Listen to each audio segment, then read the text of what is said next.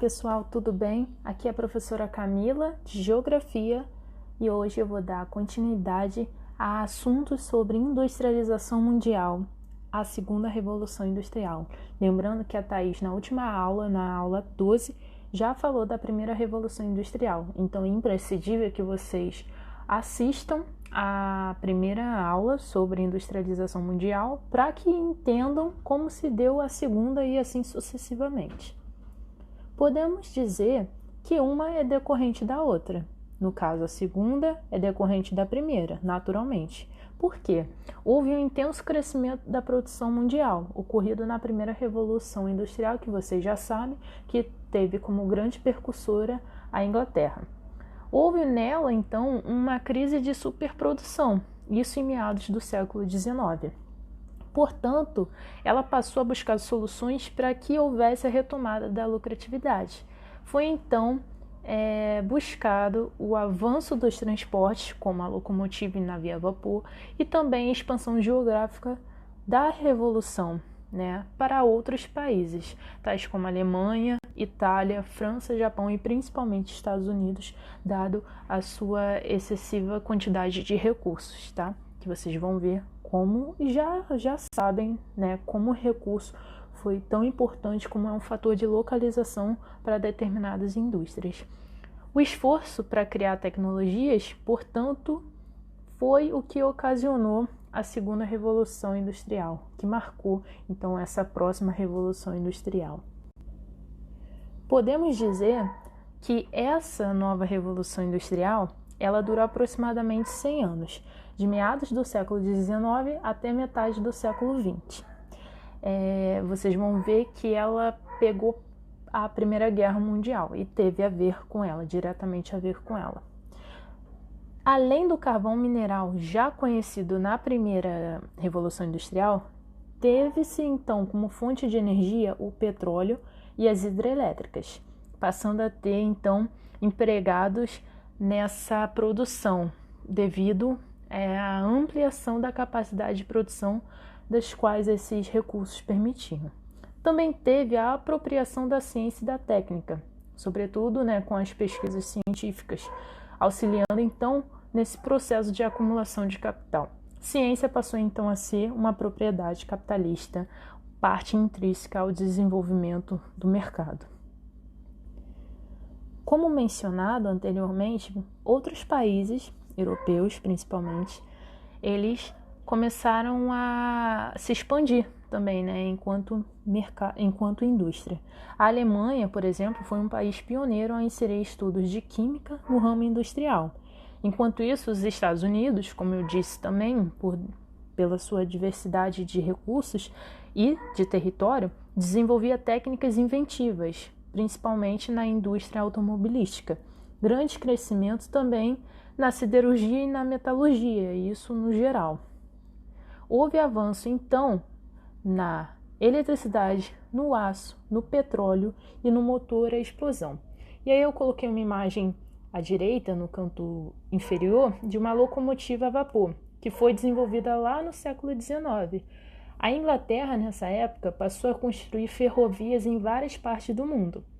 Avanços tecnológicos dessa segunda revolução tornaram as locomotivas mais velozes e no século XX o carvão já passou a ser substituído pelo diesel e pela eletricidade. Então vocês veem que esses avanços com o suporte da ciência e do desenvolvimento técnico deu então a esses recursos, a esses materiais, a essas construções maior velocidade. Tendo maior velocidade, maior produtividade, maior é o lucro.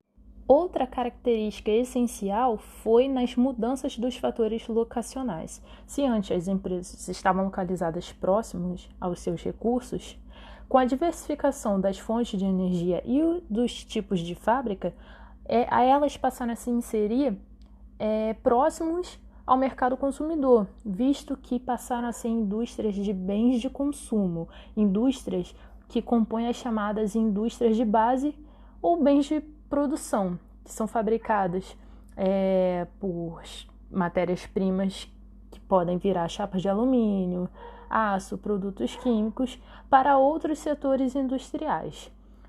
Também é responsável essas indústrias de bens de capital por produzir peças e diversos outros equipamentos, que por sua vez são vendidos para outras indústrias.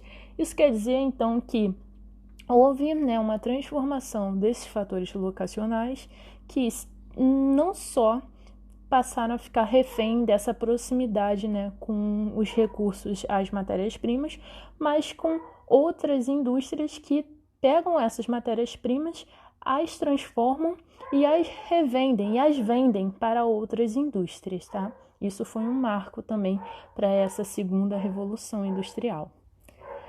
Uma coisa que vocês vão perceber são as mudanças enquanto estratégias, né?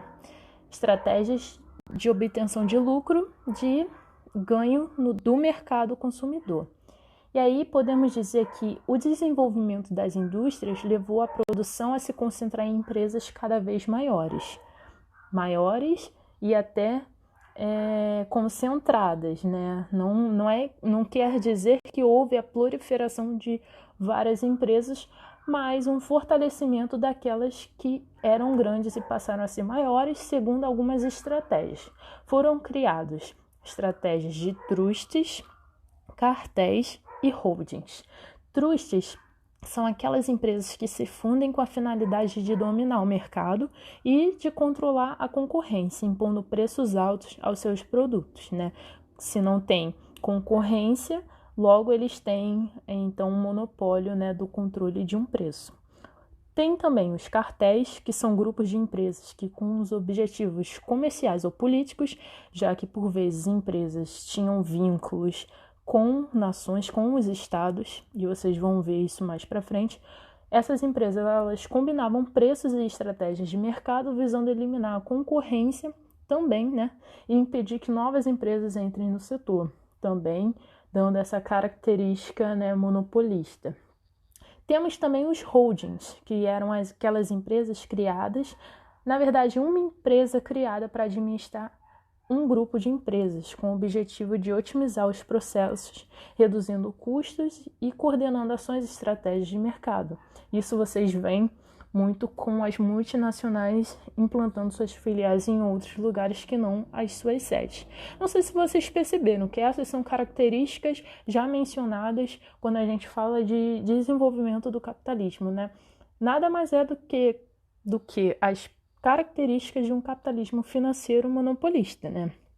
Que, se bem lembram, né, nas aulas anteriores, começou lá no século XX com o início de uma especulação financeira, com essas estratégias de mercado mencionadas aqui também, com investimentos em ações. Então percebam que a segunda revolução industrial está conectada ao surgimento de um novo capitalismo também.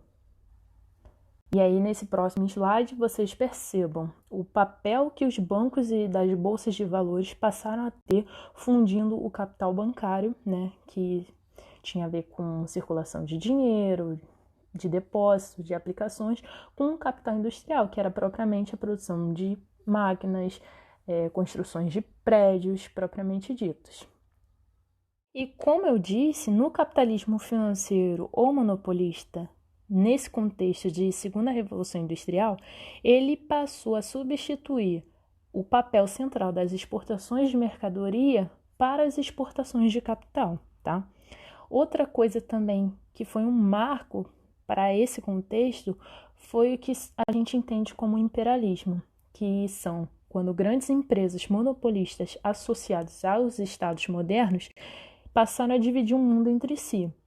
Isso foi o caso das instalações de colônias na África, na Ásia.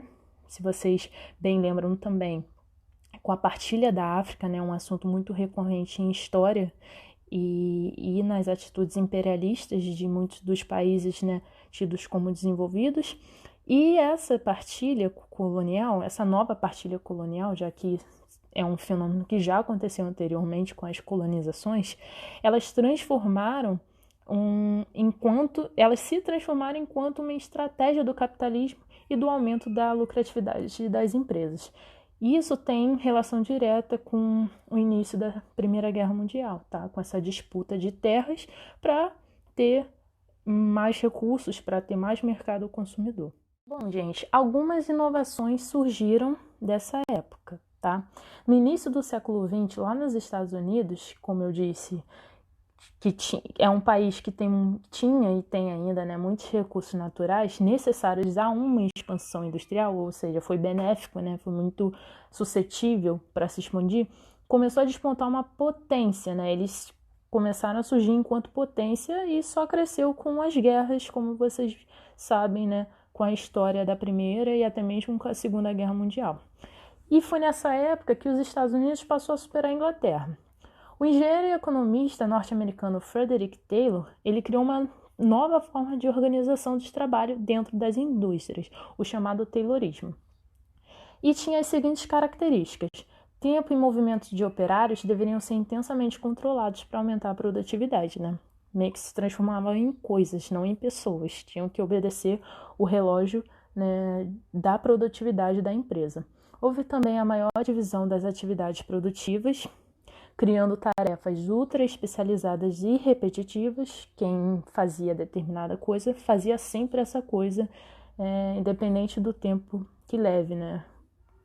Rígida também separação do trabalho entre atividades administrativas e executivas conduzidas por pessoas com elevado nível de escolaridade.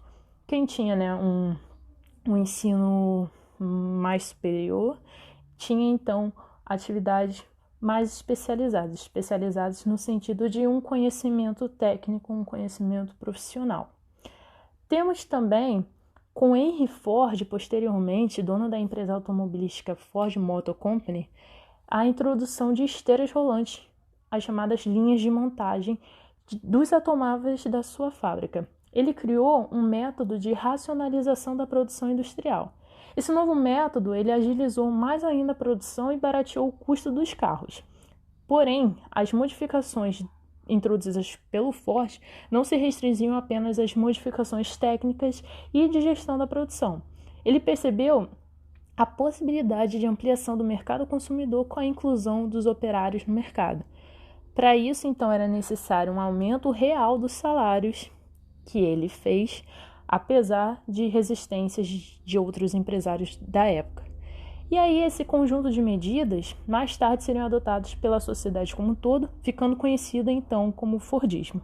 Tanto o Taylorismo quanto o Fordismo, principalmente o Fordismo, aplicados na produção de bens de consumo, tornaram várias mercadorias acessíveis à população em geral, lançando então as bases do que a gente hoje entende como sociedade de consumo de massa. Bom, eu não sei se vocês lembram, mas foi em contexto de Fordismo, em meados da década de 20, que houve a superprodução, né, que levou à crise econômica, a chamada Grande Depressão por superprodução, que não acompanhou o aumento do consumo.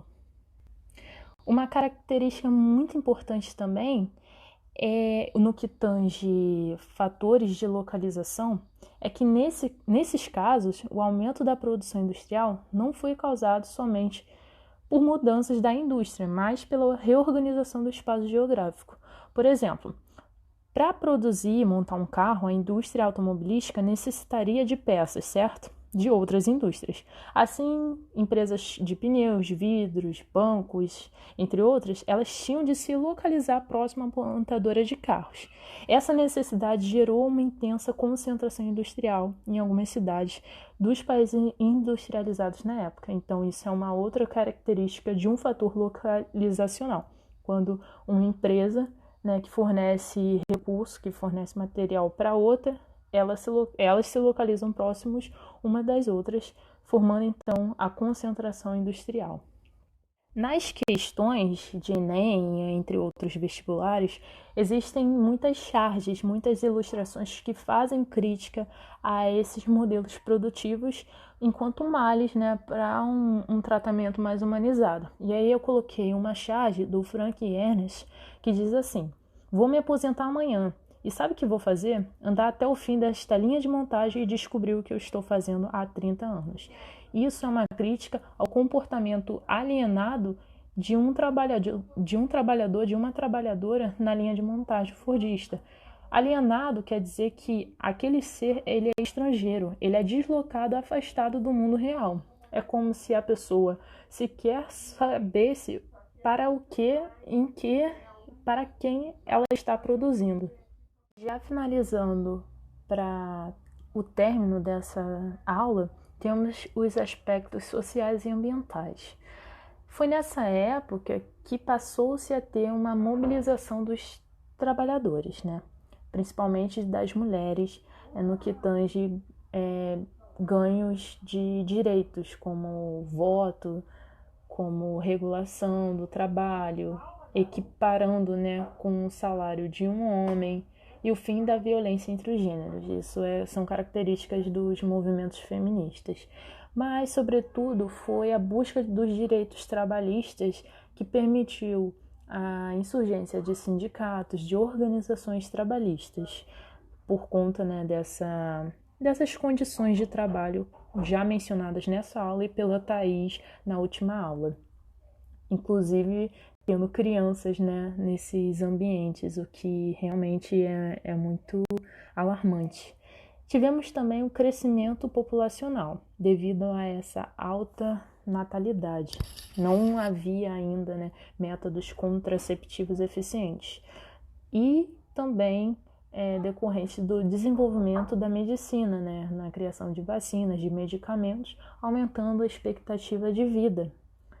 Nessa época também teve um rápido e desordenado crescimento das cidades, tendo a ver também, né, com o crescimento populacional. Por exemplo, em 1850 a população mundial tinha 1 bilhão e 200 mil habitantes. Em 1950 a população dobrou. Ela passou a ter 2 bilhões, né? Aí imagina a quantidade de gente que tem, essa quantidade, o efeito que ela tem para o ambiente, né? Para uma natureza. Então, isso levou a ter uma crescente poluição das águas, da atmosfera, né? Com emissão de gases poluentes, porque ainda se manteve métodos, né?